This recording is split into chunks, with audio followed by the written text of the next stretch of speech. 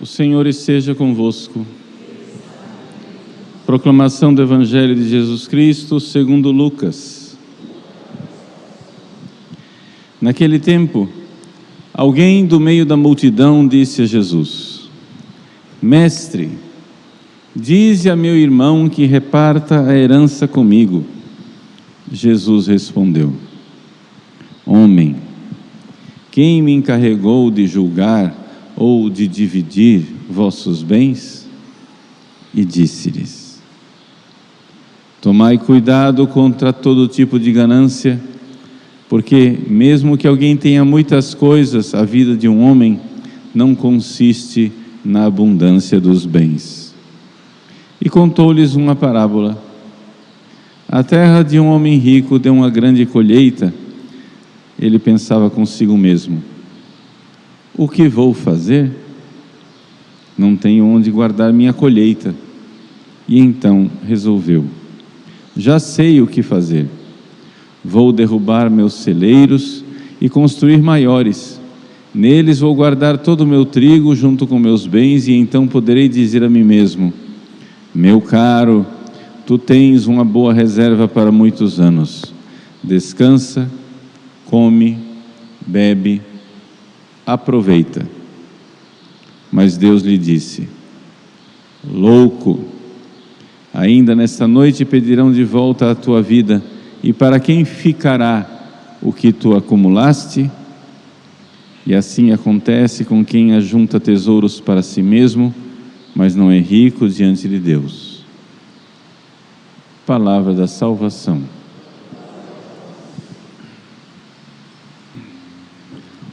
Meus queridos irmãos e irmãs, celebramos a memória de Santo Inácio de Antioquia. Santo Inácio foi um bispo, mártir, padre da igreja, doutor da igreja, e ele morreu no início mesmo do nosso cristianismo, no início, né, da era cristã. Ele certamente conheceu os apóstolos, conheceu São Pedro. Ele viveu na cidade de Antioquia, na Síria. E a cidade de Antioquia foi o lugar onde pela primeira vez os cristãos foram chamados de cristãos. Foi ali que surgiu a palavra cristão.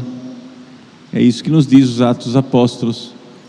Pois bem, ali São Pedro exerceu durante algum tempo o seu ministério, o seu pastoreio. Então se diz que São Pedro é o primeiro bispo de Antioquia.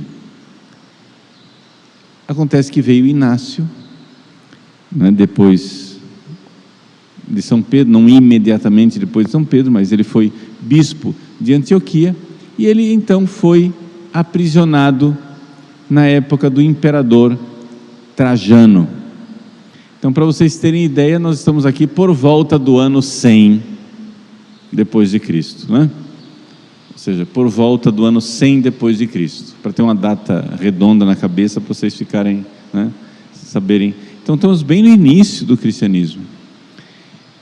Ele foi aprisionado e o imperador queria que ele fosse martirizado em Roma, para servir de exemplo.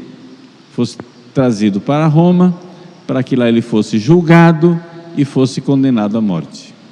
Então, no caminho de lá, de Antioquia para Roma, Santo Inácio foi escrevendo cartas.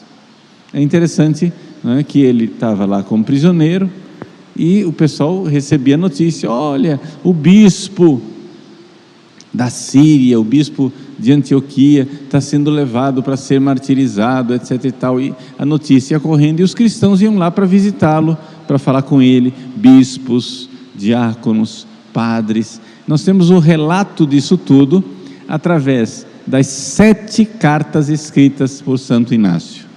Ele mesmo escreveu 7 cartas. 6 cartas ele escreveu para as dioceses ali, vizinhas de onde ele estava passando, né? As igrejas da Ásia. Ásia, a palavra Ásia aqui quer dizer uma parte da Turquia naquela época, ok? Então, ele escreveu para a igreja de Laodiceia, para a igreja de Éfeso, para a região dos Tralianos e assim por diante. Foram 6 cartas para diversas igrejas e uma carta para um bispo, Policarpo de Esmirna. O fato é que, quando ele estava no caminho, ele já ouviu falar que os cristãos de Roma estavam confabulando para soltá-lo, para fazer alguma coisa para que ele conseguisse escapar do julgamento. E ele então escreveu uma carta para Roma, para os cristãos de Roma, que naquela época provavelmente estava sem papa, estava sede vacante, porque os primeiros papas todos morriam martirizados, né? Era só eleger o papa que o imperador ia lá, prendia e matava. Foi uma série de papas que morreram mártires, e provavelmente então estava sem papa, porque ele escreve para a igreja de Roma, mas não saúda o bispo de Roma. Todas as outras cartas ele saúda o bispo, mas em Roma não. Em Roma ele diz: saúdo a igreja de Deus que peregrina em Roma, a igreja que nos preside na caridade. A igreja que nos preside na caridade. Vejam que desde o início, Roma, a diocese de Roma tem um papel especial, porque ele sabia, embora ele viesse de uma diocese onde São Pedro foi bispo, ele sabia que São Pedro morreu em Roma, que São Paulo morreu em Roma, e que, portanto, os apóstolos Pedro e Paulo, né, tinham banhado aquela cidade e santificado aquela cidade. Pois bem, ele escreve para os romanos e diz assim, que eles não tenham um amor inconveniente para com ele, ou seja, me deixem morrer, porque agora eu começo a ser discípulo de Cristo. Olha só, ele está aqui, é um ancião, né? Ele já está com idade já, e ele diz: agora eu vou começar a ser discípulo de Cristo. E ele diz: dentro de mim existe uma fonte de água que diz: vem para o Pai, vem para o Pai, vem para o Pai.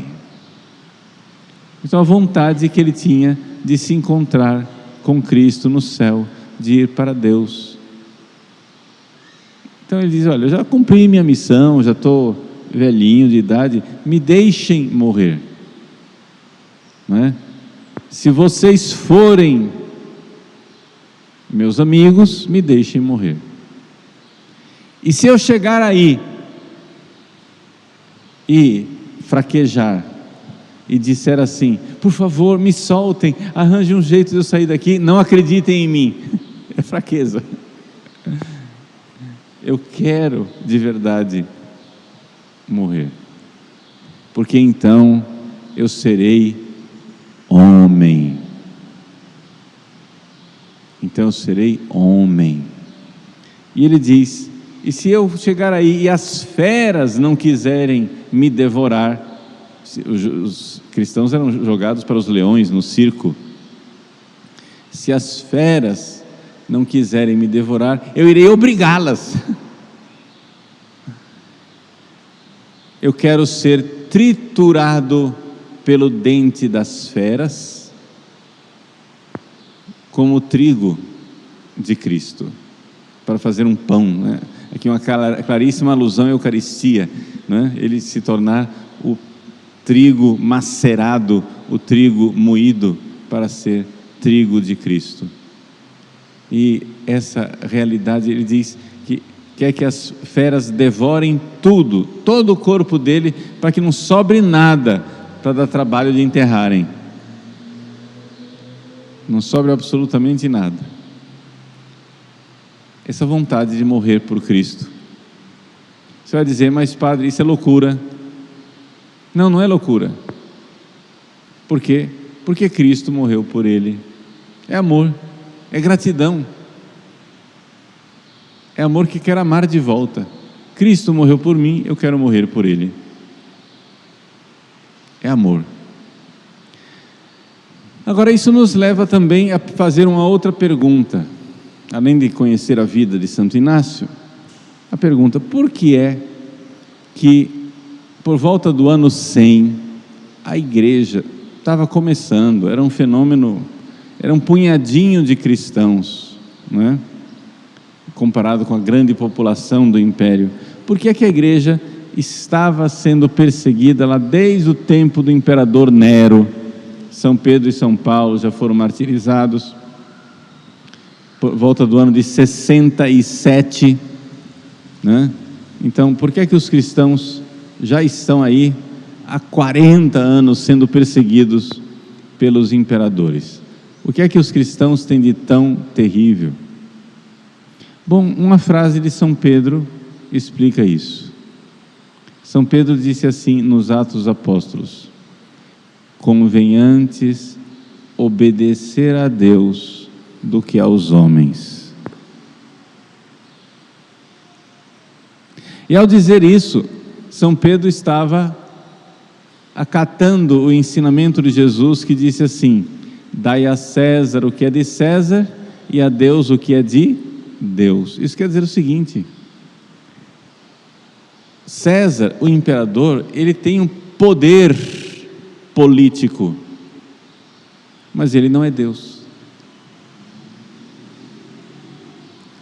César é César, tudo bem, a gente respeita ele, a gente respeita os nossos chefes políticos, porém, existe alguém que está acima de César, e é Deus. E convém antes obedecer a Deus do que aos homens. Ao dizer isso, Jesus, ao dizer isso, São Pedro,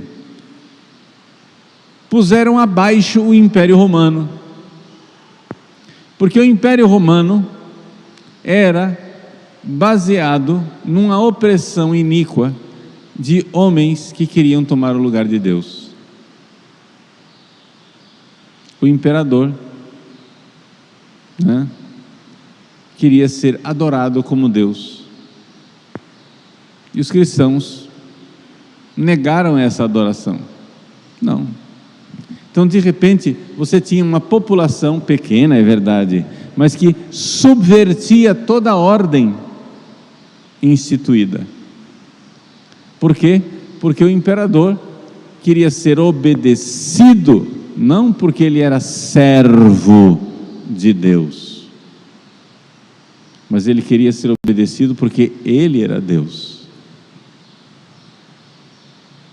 Meus queridos, isso nos ensina a respeito da obediência cristã. A obediência cristã, nós cristãos temos a virtude da obediência, mas nós obedecemos aos servos de Deus, e não a pequenos deuses. Ou seja, as autoridades civis, mas também as eclesiásticas, elas têm poder enquanto servem a Deus, enquanto dizem o que Deus diz e pedem o que Deus pede. É dali que brota a autoridade deles. Portanto, não existe nenhuma autoridade humana, por exemplo, que possa mandar alguma coisa contrário à vontade de Deus.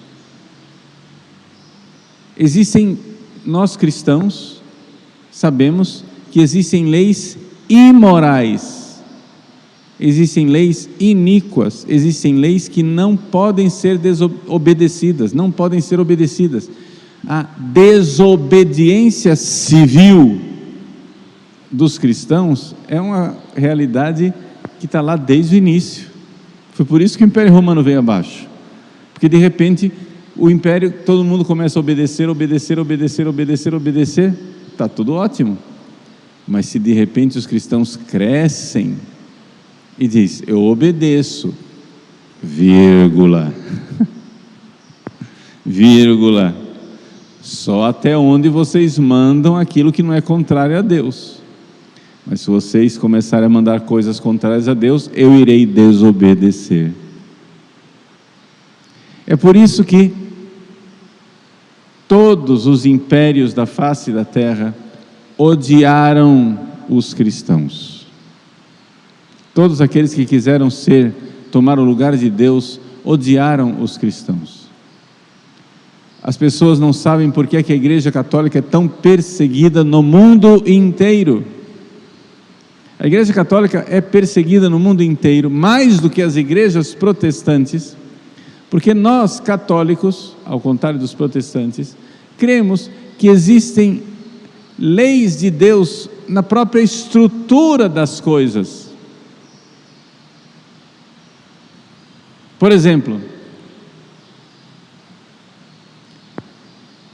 pergunte a um protestante por que é que não pode haver casamento para duas pessoas do mesmo sexo. Ele vai dizer, porque a Bíblia proíbe. Mas aí você vai na sociedade civil, vai lá no Congresso Nacional, na hora de votar as leis, vai lá no Supremo Tribunal Federal, e eles dizem, tudo bem, mas isso é a sua fé, isso é um fato privado, você crê na Bíblia, mas a maior parte dos cidadãos brasileiros talvez não estejam de acordo, então nós vamos fazer a lei e você obedece aquilo que você crê. Por quê? Porque está escrito na Bíblia que não pode, então você que crê na Bíblia, obedece a Bíblia. Mas quem não crê na Bíblia vai fazer outra coisa. Nós católicos não. Nós católicos, perguntem a um católico por que é que não pode ter casamento para duas pessoas do mesmo sexo. Porque Deus não fez assim.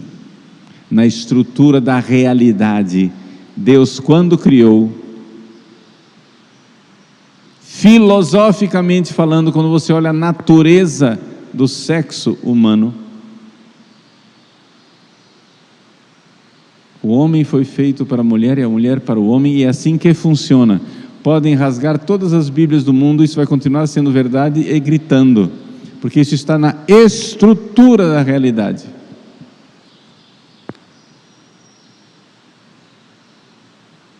E isso Deus fez e está na realidade.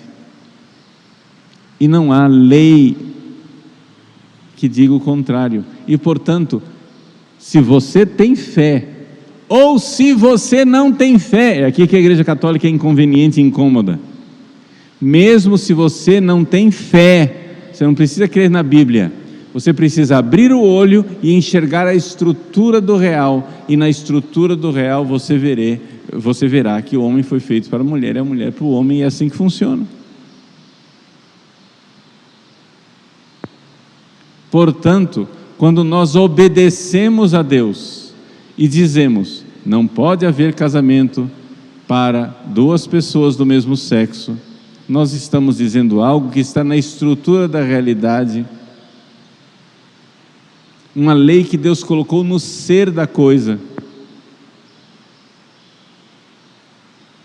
E é isto que fez com que a Igreja Católica fosse perseguida ao longo dos séculos. Por quê? Porque a Igreja Católica liberta os povos do autoritarismo. O cristão é livre interiormente, porque obedecer a Deus é ser livre das opressões dos seres humanos que querem ser deuses no lugar de Deus. Nós temos que entender isso, meus queridos. Nós teremos sempre um Deus. Até os ateus, por exemplo, os marxistas que se dizem ateus, eles têm um Deus. O Deus deles é o Estado, o Deus deles é o partido, o Deus deles sei lá, o proletariado, sei lá, alguém que está mandando. Se você olha para a União Soviética, por exemplo, Stalin era o deus deles, a quem eles obedeciam, a quem eles tinham medo de desobedecer. E assim por diante. Nos grandes regimes ditatoriais, são sempre homens que se colocam no lugar de Deus para que obedeçam a mim e não a Deus. E começam a passar leis contrárias à lei de Deus. Agora, o cristianismo quer o quê? Nós queremos um governante, um legislador, um juiz, executivo, legislativo, judiciário, para dizer que em todas as áreas que reconheçam as leis de Deus. Quando o Supremo Tribunal Federal diz que pode haver casamento entre duas pessoas do mesmo sexo, eles não estão somente desobedecendo a Constituição, a letra da Constituição Federal, que diz claramente que a família é a união entre um homem e uma mulher. Eles estão também desobedecendo a estrutura da realidade tal qual Deus criou. Então, papel aceita tudo, você pode fazer podem até mudar o texto da Constituição. Nós somos contra esta decisão do Supremo,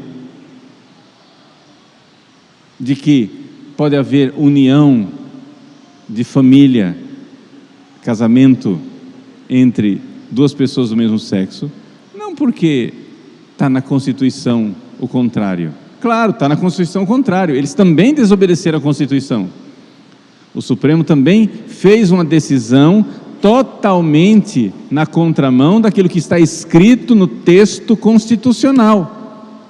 Mas mesmo que o Congresso se reúna e faça uma emenda constitucional e mude o texto da Constituição, nós continuaremos sendo contra. Porque está na estrutura da realidade o que é uma família. A família natural. O pessoal gosta de usar a palavra, você é a favor da família tradicional. Não! Ela é tradicional também, mas eu sou a favor da família natural, a família que está na natureza das coisas, na estrutura do ser, daquilo que é o ser humano, da natureza humana. É aqui que está a coisa. Então, por isso, nós cristãos, desde o início, somos uma pedra no sapato dos grandes ditadores, grandes senhores que querem mandar em tudo e querem dizer o que é o certo e o que é o errado. Quando a serpente no paraíso seduziu os nossos primeiros pais, ela fez com que eles comessem da árvore do bem e do mal. O que é isso? Para que o ser humano tomasse o lugar de Deus, sereis como deuses, e pudessem eles, ser humanos, decidir o que é bom e o que é mal. Mas isso não somos nós quem dizemos, é Deus quem diz. Quem diz o que é o bem e o que é o mal é Deus. Quem se coloca no trono para decidir, para arbitrar o que é o bem e o que é o mal, está se colocando no lugar de Deus. E eu tenho pena dessas pessoas. Por quê? Porque serão destronadas. Mais cedo ou mais tarde, o fim das pessoas que se colocam no lugar de Deus é péssimo. Não estou jogando praga, eu estou constatando historicamente.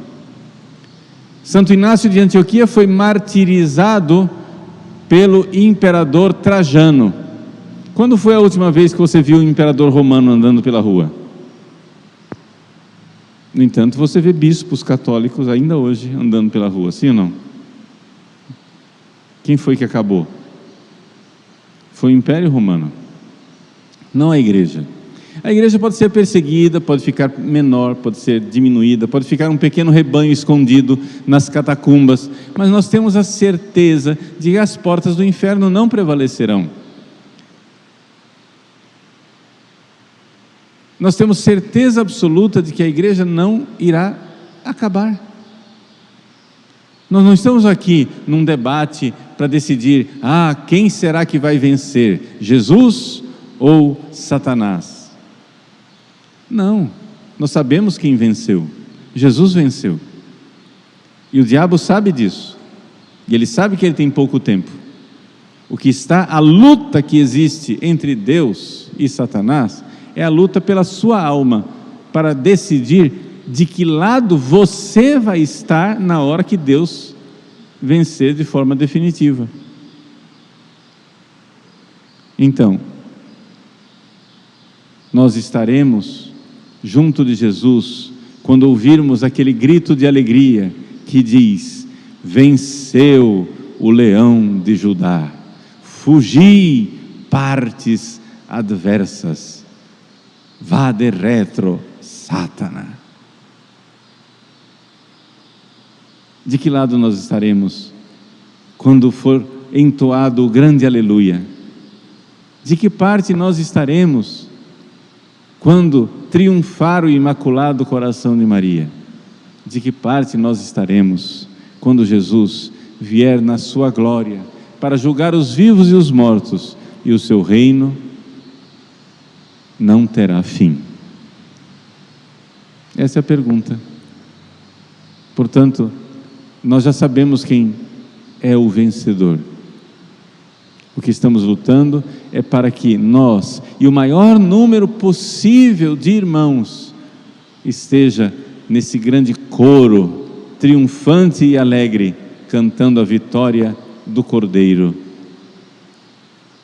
que imolado está de pé, glorioso, esperando por nós no céu.